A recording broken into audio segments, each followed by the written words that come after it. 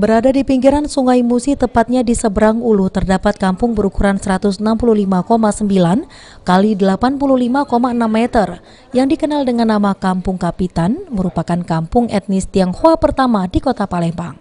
Nama Kampung Kapitan diambil dari pemimpin tertinggi, Kapitan Chua Ham Lim, lahir pada 1850 dan wafat pada 1921, yang merupakan jabatan tertinggi di suatu wilayah.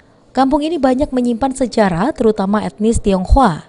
Dulunya kampung tersebut merupakan area pemukiman para masyarakat etnis Tionghoa di Palembang.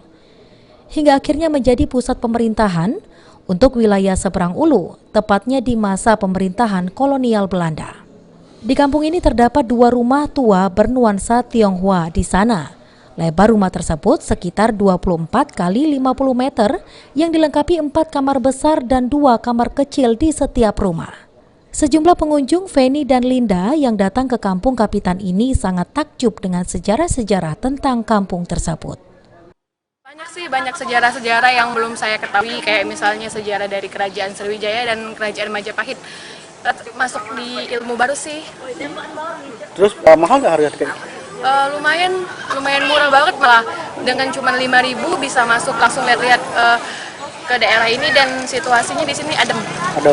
Terus apa? Terus suka foto-foto juga? Ya, foto-foto. Kayaknya spotnya bagus untuk foto-foto. Rumahnya masih original. Katanya sih belum ada perombakan gitu.